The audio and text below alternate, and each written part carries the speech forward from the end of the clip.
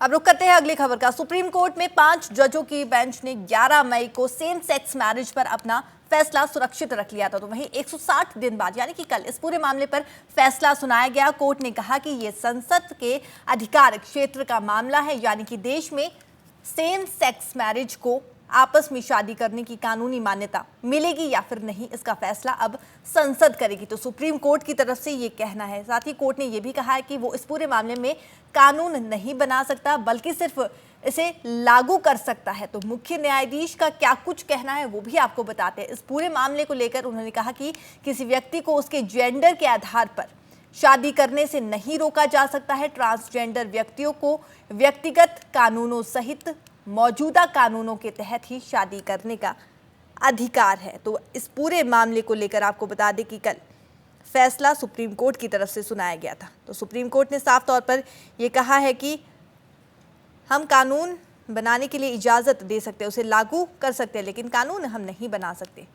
तो समलैंगिक जोड़ों सहित अविवाहित जोड़े मिलकर एक बच्चे को गोद ले सकते हैं, इस तरह की बात भी सुप्रीम कोर्ट की तरफ से कही गई थी। मुख्य न्यायाधीश ने सरकार को निर्देश भी दिए हैं, सरकार को कमेटी बनाकर समलैंगिक जोड़ों को कानूनी अधिकार देने पर विचार करना चाहिए। तो किसी व्यक्ति को उसके जेंडर के आधार पर शादी करने से नहीं रोका जा सकता, ये भी सुप्रीम कोर्ट का कहना है। यानी कि देश में समलैंगिक जोड़ों को आपस में शादी करने की कानूनी मान्यता मिलेगी या फिर नहीं, इसका फैसला अब संसद ही करेगी।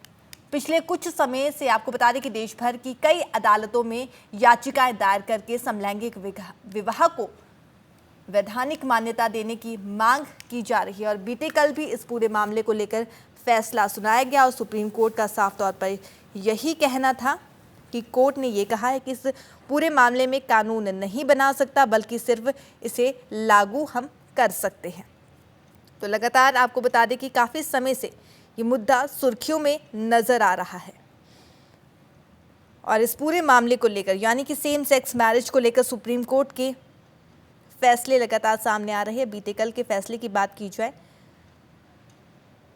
तो साफ तौर पर सुप्रीम कोर्ट ने यह कहा है कि इस पूरे मामले में कानून नहीं बना सकता, बल्कि सिर्फ इसे लागू ही किया जा सकता है। तो आपको बताएंगे कि ये पूरा मामला सुप्रीम कोर्ट तक कैसे पहुंचा।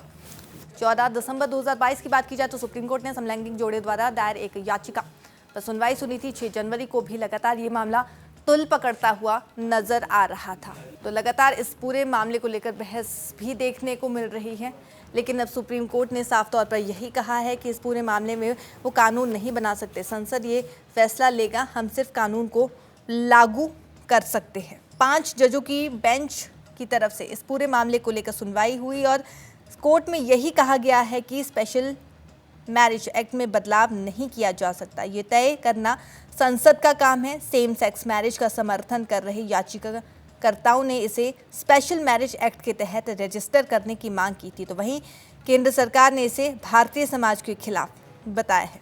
आपको बता दें कि सेम सेक्स मैरिज को कानूनी मान्यता देने की मांग को लेकर जो गे कपल है उन्होंने 25 नवंबर 2022 को याचिका लगाई थी। उसके बाद लगातार ये पूरा मामला सुर्खियों में नजर आया था।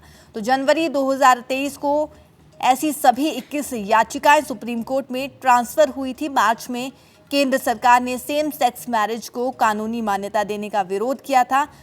18 अप्रैल की बात की जाए तो सुप्रीम कोर्ट ने सुनवाई इस पूरे मामले पर उस दिन शुरू की थी। तो 11 मई को सुप्रीम कोर्ट की तरफ से ये फैसला सुरक्षित रखा गया था।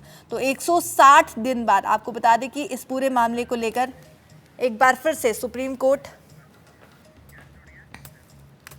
की तरफ से इस पूरे मामले को लेकर सुप्रीम कोर्ट ने यह कहा है कि इस पूरे मामले पर कानून नहीं बन सकता, बल्कि इसे लागू किया जा सकता है। तो हमारे साथ ट्रांस एक्टिविस्ट हर्षाली इस समय लाइव जुड़ चुके हैं। तो सबसे पहले हर्षाली, डेली पोस्ट पंजाब हरियाणा हिमाचल में आपका स्वागत है।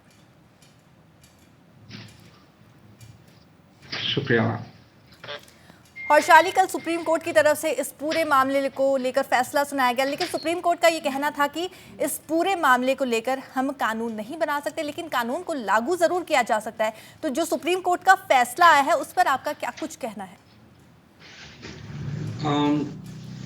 वैसे हमें उम्मीदें तो बहुत ज्यादा थी जब से फैसला आने वाला था, उसकी उम्मीदें बहुत ज्यादा, सबको बहुत खुश इस बात को लेके, क्योंकि इतिहास में हमने देखा जैसे 2014 में, 2018 में फैसले आए हैं वो हमारे हक में आए थे। जी। तो हमें कल भी बहुत उम्मीदें थी कि लाइक जो फैसला होगा वो हमारे हक में होगा।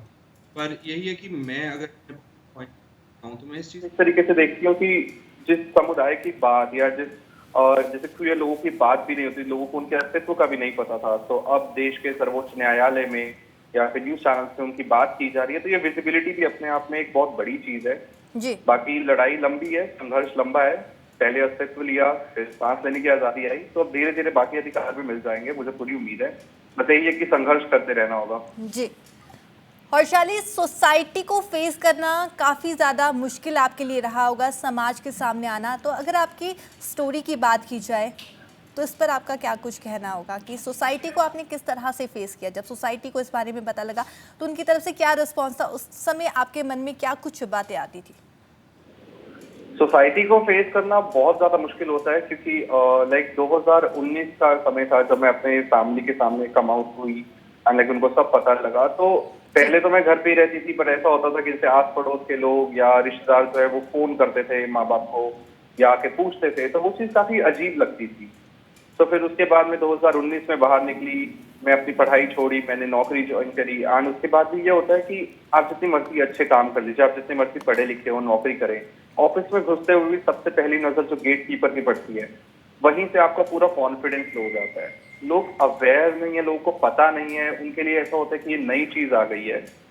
इंसान खुद ही खुद से लड़ रहा होता है और उसके बाद उसे बाहर भी जवाब देना होता है, घर वालों का सपोर्ट मिलता है नहीं मिलता है, नौकरी पाने में, एजुकेशन में, हर जगह पे उतनी प्रॉब्लम्स रहती हैं। मेरे साथ भी ऐसे ही कुछ हुआ, लाइक सब, हाँ सब, लाइक एजुकेशन है, सब कुछ है, but at the end of the day घर वालों का सपोर्ट नहीं, अचानक से सब चला गया, दोस्त वोस्त चले जाते हैं।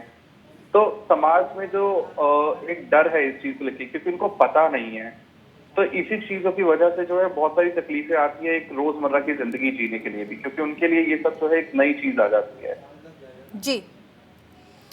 हर्षाली, हम उम्मीद करेंगे कि आपके हक में अब अगली बार जब भी फैसला हो तो आपके हक में आए। और आपने, जैसे कि आपने अपनी स्टोरी बताई, तो आपने काफ़ी संघर्ष करके सोसाइटी को फेस किया है। तो शुभकामनाएं आपको हम देंगे सुप्रीम कोर्ट का अगला जब भी फैसला आएगा। तो शुक्रिया डेली पोस्ट पंजाब हरियाणा हिमाचल के साथ जुड़ने के लिए। तो ये थे ट्रांस एक्टिविस्ट हर्षाली, जिन्होंने अपनी संघर्ष की बात बताई कि सोसाइटी को किस तरीके से उन्होंने फेस किया है। और आपको बता दें कि 160 दिन बाद सुप्रीम कोर्ट की तरफ से इस पूरे मामले को लेकर फैसला आया। सुप्रीम कोर्ट ने साफ तौर पर यही कहा है कि कानूनी मान्यता देने से इनकार सुप्रीम कोर्ट की तरफ से किया गया है।